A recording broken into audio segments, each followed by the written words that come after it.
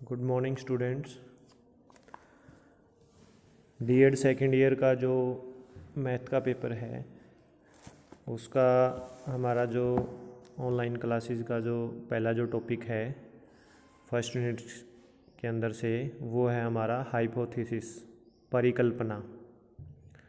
परिकल्पना के बारे में बताया गया है। ये आपने परिकल्पना वर्ड है, ये हो सकता है पहले ना सुना हो, लेकिन कल्पना के बारे में आप सभी अच्छी ढंग से जानते हैं।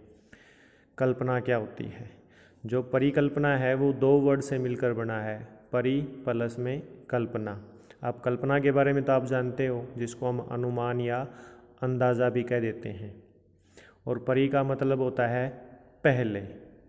तो दोनों वर्ड को अगर हम मिलाते हैं तो ये वर्ड का जो मीनिंग है वो बनता है भाई किसी भी घटना का या किसी भी चीज़ का उस घटना के घटित होने से पहले पूर्व अनुमान लगाना, उसको हम परिकल्पना कहते हैं। कई मैटर्स के अंदर या कई चीज़ों के अंदर आप किसी भी घटना का उसके घटित होने से पहले अनुमान लगाने की कोशिश करते हैं, तो आप उसको जनरली भाषा में परिकल्पना है उसको बोलते हैं। तो ये परिकल्पना होता है भाई किसी भी घटना के घटित होने से पहले उसका पूर्व अनुमान लगाने की कोशिश करना, वो परिकल्पना होती है।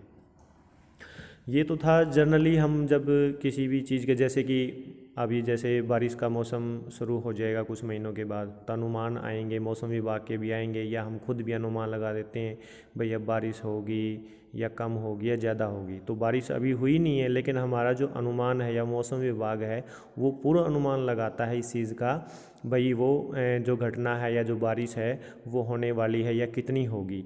लेकिन उसके अंदर एक और चीज़ है कि कोई ज़रूरी नहीं कि जो परिकल्पना है या जो कल्पना है, जो अनुमान लगाया जाता है पूर्व अनुमान, वो हमेशा सटीक हो, वो हमेशा सच ही साबित हो। तो परिकल्पना के अंदर या एक कैरेक्टरिस्टिक्स ये परिकल्पना की कह सकते हो कि परिकल्पना जो है वो सत्य और असत्य उसके होने की संभावना दोनों होती है। भाई परिकल्पना आपने जो अनुमान लगाया है वो सही भी साबित हो सकता है, लेकिन वो गलत भी हो सकता है। लेकिन सही होने की संभावना तब है जब आप परिकल्पना है या अनुमान या जो अंदाज़ा है वो तथ्यों और तर्क के साथ लगाते हैं। अब जैसे मौसम विभाग है, वो जो अनुमान लगाता है बारिश का, वो ऐसे ही थोड़ी ना लगा देता है, उसके पास कुछ जानकारियाँ होती हैं, कुछ तथ्य होते हैं, कुछ लॉजिक होता है। उन लॉजिक के आधार पर वो परिकल्पना है बारिश का जो अनुमान है वो लगाता है। तो परिकल्पना सत्य और असत्य दोनों हो सकती हैं, लेकिन अगर लॉजिक के साथ कोई परिकल्पना बनाई जाती है तो उसके सत्य होने की संभावना उतनी ही ज़्यादा होती है। तो अब बात आती है कि जो रिसर्च है, जो अनुसंधान है, उसके अंदर जो परिकल्पनाएं हैं वो क्या होती है। अब जो भी रिसर्च करने वाला होता है, जिसको हम शोधकर्ता बोलते हैं, वो जब किसी भी चीज़ को जानने की उसके अंदर जिज्ञासा होती है, किसी भी चीज़ को जानने की कोशिश करता है, तो वो उसके संबंध में विभिन्न प्रकार के जो क्वेश्चन है वो क्वेश्चन बनाता है, और वो क्वेश्चन वो अपने आप से पूछता है। जब भी वो जिज्ञासा होती है किसी भी चीज़ के बारे में खोजबीन करने की या किसी की चीज़ के बारे में जानने की, तो वो अपने आप से कुछ प्रश्न पूछता है, और फिर उन्हीं प्रश्नों के उत्तर भी वो खुद ही देता है। पहले अपने दिमाग के अंदर कुछ क्वेश्चन पूछता है, भाई ये चीज़ या ये काम, ये चीज़ ये काम हमें करना चाहिए, ये इस तरीके से करना चाहिए। फिर वो उसके आंसर देता है, भाई ये काम हमें करना है तो हमें इस तरीके से वो काम है करना चाहिए। तो उसके लिए वो कुछ आंसर देता है अपने ही क्वेश्चन के। तो वो जब अपने ही क्वेश्चन के आंसर खुद देता है, तो उन्हीं जो आंसर हैं, उत्तर हैं, उन्हीं कथन को हम परिकल्पना या पूर्व अनुमान कहते हैं। तो उसके लिए विभिन्न प्रकार के वो लॉजिक भी लगाता है। भाई मैं अगर ये रिसर्च काम, ये शोध कार्य मेरे को इस पर्टिकुलर टॉपिक के ऊपर करना है, तो इसके लिए मेरे को इस तरीके से काम करना पड़ेगा। तो वो जो आंसर देने की कोशिश करता है लॉजिक के सहारे से, अनुमान लगाने की कोशिश करता है, उन्हीं चीज़ों को परिकल्पना है उनकी संज्ञा दी जाती है। तो एक पर्टिकुलर डेफिनेशन भी दी हुई है परिकल्पना के बारे में। परिकल्पना उस बात का वर्णन करती है जिसके बारे में हम आगे देखना चाहते हैं। उपकल्पना या परिकल्पना सदैव भविष्य की ओर देखती है, और यह एक तर्कपूर्ण वाक्य होती है जिसकी परीक्षा की जा सकती है। मतलब जो परिकल्पना है वो लॉजिकली बनाई जाती है, तर्क के आधार पर बनाई जाती है। अगर तर्क के आधार पर परिकल्पना नहीं बनेगी तो उसको हम परिकल्पना नहीं कहेंगे, और उसके असत्य होने की संभावना सबसे ज़्यादा हो जाएंगी अगर बिना तर्क के वो परिकल्पना है बनाई जाएगी। और यह सत्य और भी सिद्ध हो सकती है और ये गलत भी सिद्ध हो सकती है। तो ये परिकल्पना कहलाती है। उसके बाद बात आती है भाई जो परिकल्पना है उसकी एक अच्छी परिकल्पना है जो उसकी विशेषताएं क्या क्या होंगी, मतलब किस परिकल्पना को हम अच्छी परिकल्पना है वो कह सकते हैं। अब अनुमान तो किसी भी चीज़ के बारे में भी लगा सकता है, कुछ भी कर सकते हैं भाई मैं चांद के ऊपर जाऊंगा, इस प्रकार का अनुमान लगाना, लेकिन उसके पीछे कोई लॉजिक तो नहीं है, ना ही हमारा वो फील्ड है। अगर हम किसी प्रकार के अनुसंधान कार्य में या किसी प्रकार के वैज्ञानिक कार्य में लगे हैं तो फिर तो हमारा थोड़ा बहुत अनुमान लग सकता है कि हम चांद के ऊपर जाएंगे, लेकिन वो हमारा फील्ड भी नहीं है, लेकिन फिर भी हम उस चीज़ के बारे में सोचते हैं, अनुमान लगाते हैं। तो इसका मतलब उस अनुमान के पीछे किसी भी प्रकार का कोई भी लॉजिक नहीं है। तो परिकल्पना के अंदर सबसे इम्पोर्टेंट बात यह है कि उसके पीछे लॉजिक होना चाहिए। तो यही इसकी पहली विशेषता है एक अच्छी परिकल्पना की। वो परिकल्पना सबसे अच्छी परिकल्पना कही जाती है जो तर्क के आधार पर तैयार की जाती है। अगर बिना तर्क के परिकल्पना होगी तो उस परिकल्पना को हम एक अच्छी परिकल्पना नहीं कह सकते। दूसरी जो करैक्टरिस्टिक्स है एक अच्छी परिकल्पना की वो है कि परिकल्पना तकनीकों से संबंधित होनी चाहिए। उपलब्ध जो टेक्निक्स हैं हमारे पास, जब भी हम कोई रिसर्च कार्य करते हैं तो हमारे पास कुछ चीज़ें उपलब्ध होती हैं। उन उपलब्ध चीज़ों के आधार पर जब परिकल्पना बनाई जाती है तो उसकी परिकल्पना की जांच पड़ताल की जा सकती है। अब कोई परिकल्पना है जिसकी जांच पड़ताल ही ना की जाए तो वो परिकल्पना थोड़ी ना होगी। तो उपलब्ध तकनीकों से जो संबंधित परिकल्पना होती है वो एक अच्छी परिकल्पना कही जाती है। थर्ड है परिकल्पना समस्या का पर्याप्त उत्तर हो। एक अच्छी परिकल्पना वह है जो समस्या के समाधान के लिए एक उपयुक्त उत्तर अथवा समाधान बताए। अब पहले बात आई थी भाई अनुसंधान के अंदर जब भी कोई शोध करता होता है वो कुछ ना कुछ जानकारी इकट्ठी करना चाहता है या उसके अंदर कुछ काम करने की या कुछ चीज़ को खोजने की जिज्ञासा होती है, और उस जिज्ञासा के लिए वो जो प्रश्न तैयार करता है और अपने आप से जो प्रश्न पूछता है उन्हीं के उत्तर भी वो खुद ही सोचता है। उन्हीं उत्तरों को हम परिकल्पना बोलते हैं। अब उत्तर सही कब होंगे? जब प्रश्न की संतुष्टि होगी। तो इसलिए इसमें भी कहा है कि जो समस्या होती है, जो प्रश्न होता है वो हमारे लिए एक समस्या होती है जब तक उसका उत्तर नहीं मिल जाता। तो उसमें यही बात कही गई है कि जो अच्छी परिकल्पना वो होगी जो समस्या का पर्याप्त उत्तर हो। जो शोधकर्ता होता है, जो क्वेश्चन उसने अपने आप से पूछा है किसी भी रिसर्च के बारे में, उसका एक अच्छा उत्तर ही एक अच्छी परिकल्पना है वो कहलाएगी। अगर प्रश्न का उत्तर ही वो परिकल्पना नहीं बन सकती तो प्रश्न तो अपनी जगह फिर भी खड़ा है, उसका समाधान हुआ ही नहीं है, तो वो परिकल्पना को हम अच्छी परिकल्पना है नहीं कह सकते। उसके बाद है परिकल्पना सिद्धांत के किसी भाग से संबंधित होनी चाहिए। सामाजिक अनुसंधान में लगा हुआ विद्यार्थी या शोधकर्ता ऐसी समस्या का चयन कर लेता है जो उसके लिए रुचिकर या आकर्षक नहीं होती। वे यह नहीं सोचते कि इस प्रकार के अनुसंधान से विद्यमान सिद्धांतों की सहायता पहुंचेगी या नहीं। इसलिए ज़रूरी है कि जो परिकल्पना है वो जो थॉट आपने लिया है उसके किसी न किसी भाग से संबंधित अवश्य होनी चाहिए। कहने का मतलब है कि परिकल्पना है प्रश्न के किसी न किसी भाग से संबंधित है या समस्या के किसी भाग से संबंधित है, वो होनी चाहिए। उसके बाद है परिकल्पना समस्या का सरलतम, मतलब एक अच्छी परिकल्पना वो होगी जो समस्या का सबसे आसान समाधान दे सके।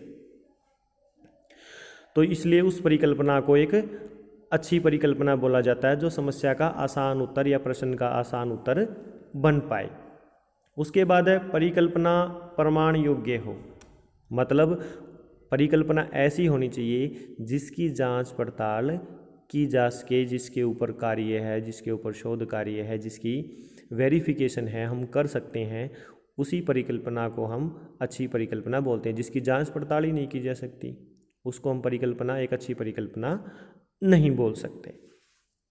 उसके बाद बात आती है सोर्स की, मतलब जो हम ये अनुमान लगाते हैं किसी भी प्रश्न का उत्तर देने के लिए या किसी भी समस्या का समाधान खोजने के लिए जो अनुमान लगाते हैं, परिकल्पना जो बनाते हैं, उसके सोर्स कहाँ हैं, कहाँ से वो परिकल्पनाएं बनती हैं, कहाँ से हम, अगर हम पर्टिकुलर किसी शोध के ऊपर कार्य कर रहे हैं या कोई समस्या हमारे सामने है उसका हम समाधान करना चाहते हैं, तो समाधान के सोर्स कहाँ कहाँ से मिलेंगे हमें, क्योंकि समाधान के जो समस्या है उसके जो समाधान है उन्हीं को तो परिकल्पना बोला है। अब वो कहीं ना कहीं से तो हमें बनानी पड़ेंगी, किसी न किसी चीज़ का तो सारा लेना पड़ेगा उन्हीं परिकल्पनाओं को बनाने के लिए। अब जैसे मौसम जो वैज्ञानिक हैं वो भी ढेरों टेक्निक का, कंप्यूटर का, या उनके पास जो सॉफ्टवेयर होते हैं जो जानकारियाँ उनके पास होती है, उन जानकारियों को वो सोर्स बनाते हैं, उनके आधार पर फिर परिकल्पना बनाते हैं भी बारिश होगी या नहीं होगी, कम होगी या ज़्यादा होगी। तो किसी भी परिकल्पना का निर्माण करने के लिए कोई न कोई सोर्स अवश्य होता है, तो उन सोर्स के बारे में यहाँ पर बताया गया है। तो परिकल्पना के दो सोर्स हैं। पहला अनुसंधानकर्ता खुद। अनुसंधानकर्ता का मतलब है कि जिस व्यक्ति के सामने कोई भी समस्या आई है या जिस व्यक्ति ने किसी भी चीज़ के ऊपर कार्य करना शुरू किया है वो उस कार्य का अनुसंधानकर्ता कहलाता है। तो पहला सोर्स अनुसंधानकर्ता खुद, और दूसरा को बोलते हैं सोर्स जो होते हैं वो ये बाह्य स्रोत। अब खुद का मतलब होता है कि अपने विचार से, अपने अनुभव से, अपनी अंतर्दृष्टि से, या कोई भी कोरी कल्पना है उसको वो खुद बनाता है। वो किसी बाह्य चीज़ का या बाह्य स्रोत का सहारा नहीं लेता। अचानक ही उसकी दिमाग के अंदर या उसकी अंतर्दृष्टि के अंदर, उसके विचार के अंदर किसी भी समस्या का समाधान है, वो एक या एक से ज़्यादा समाधान है उसके दिमाग के अंदर आ जाता है। तो वो उन जो समाधान को जो उनके दिमाग के अंदर आए हैं उनको अप्लाई करके देखता है कि मेरी समस्या का समाधान इन अंसरों से होगा या नहीं होगा। तो उसके लिए वो किसी बाह्य चीज़ का सहारा नहीं लेता, ना उसने कोई किताब उठाई है, ना उसने किसी कंप्यूटर सॉफ्टवेयर का या किसी मैगज़ीन का या किसी बाह्य आंकड़ों का प्रयोग किया है उस पर्टिकुलर समस्या का समाधान या परिकल्पना खोजने के लिए। तो पहला जो सोर्स अनुसंधान करता या काम करने वाला व्यक्ति खुद होता है। वो अपने विचार या अपने अनुभव या अपनी कोरी कल्पना से किसी भी समस्या के समाधान के लिए परिकल्पना का निर्माण है वो कर सकता है। दूसरे जो सोर्स है बाह्य स्रोत, मतलब खुद सोचने की बजाय, सोचता तो वो खुद ही है उन चीज़ों, लेकिन उस चीज़ को सोचने के लिए वो कुछ बाह्य चीज़ों का प्रयोग करता है, कुछ अपने विचार से अलग कुछ चीज़ों का सहारा लेता है परिकल्पना का निर्माण करने के लिए। तो बाह्य स्रोत के अंदर सबसे पहले है समस्या से संबंधित किताबें, मतलब जो पर्टिकुलर समस्या वो लेकर चला है, जिसके बारे में वो शोध करना चाहता है, उससे संबंधित जो भी किताबें लिखी गई हैं उन किताबों के अंदर से वो परिकल्पना का निर्माण करने की कोशिश करता है। फिर है सामान्य संस्कृति। संस्कृति को परिकल्पना की जननी माना जाता है। विश्व में विभिन्न प्रकार की संस्कृति पाई जाती है। प्रत्येक संस्कृति सामाजिक और सांस्कृतिक मूल्यों के आधार पर एक दूसरे से भिन्न होती हैं, लेकिन फिर भी वो परिकल्पना का निर्माण करने के लिए सहायक सिद्ध होती हैं। अब ये डिपेंड करती है कि आप रिसर्च किस टॉपिक के ऊपर कर रहे हो, आपकी जो समस्या है वो किस प्रकार की है। तो कई बार जो समस्याएं हैं उनका समाधान उनके अपने कल्चर के अंदर ही छिपा रहता है, तो उस संस्कृति के अंदर से उस समस्या का समाधान मिल जाता है, और समस्या का समाधान ही क्या होती है, परिकल्पना होती है। तो व्यक्ति है वो अपनी परिकल्पना का जो निर्माण है वो उस पर्टिकुलर समस्या की संस्कृति से भी ढूंढ सकता है। उसके बाद है वैज्ञानिक सिद्धांत। विज्ञान स्वयं परिकल्पनाओं को जन्म देता है। विज्ञान में अनेक सिद्धांत होते हैं जिनका अध्ययन करने से हमें विशेष जानकारियाँ मिलती हैं।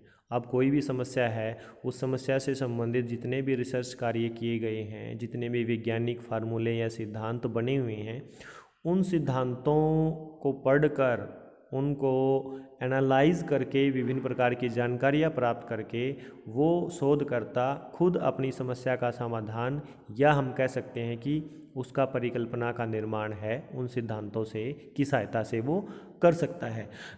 तो वैज्ञानिक जितने भी सिद्धांत है उस समस्या से संबंधित, उनसे पर्टिकुलर व्यक्ति को अपनी समस्या का समाधान या अपनी परिकल्पना का निर्माण करने में सहायता मिलती है। उसके बाद है व्यक्तिगत अनुभव।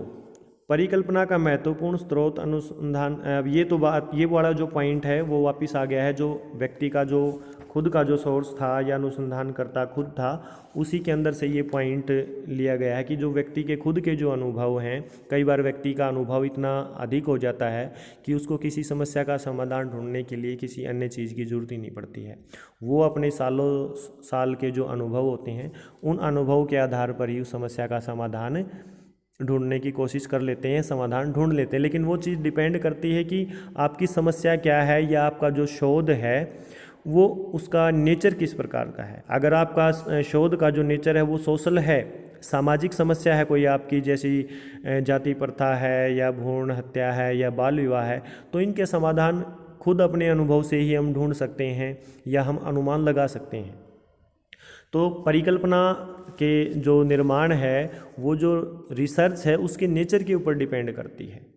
तो जिस प्रकार की रिसर्च होगी, परिकल्पना उसी प्रकार से बनेंगी और उनके सोर्स भी उसी प्रकार से बनेंगे। तो यहाँ पर केवल 2 प्रकार के सोर्स ही बताए गए हैं कि 2 प्रकार से आप परिकल्पना का निर्माण कर सकते हैं। एक तो व्यक्ति खुद अनुसंधान खुद अपने अनुभव से, अपने विचार से, अपनी अंतर्दृष्टि से, अपनी परिकल्पना से, या फिर वो बाह्य चीज़ों का भी सहारा ले सकता है, जिसके अंदर किताबें आ गई, संस्कृति आ गई या वैज्ञानिक सिद्धांत हैं वो आगे, वहाँ से भी वो परिकल्पना का निर्माण कर सकता है। तो ये आपका आज का टॉपिक था भाई, परिकल्पना होती क्या है, एक अच्छी परिकल्पना की विशेषताएं क्या क्या होंगी, और परिकल्पना जो बनाता है अनुसंधान करने वाला व्यक्ति या जो समस्या का समाधान करने वाला व्यक्ति, वो उनको ढूंढता कहाँ से, परिकल्पनाओं का निर्माण कहाँ से करता, उसके सोर्स क्या है। तो उसके 2 सोर्स यहाँ पर बताए गए हैं।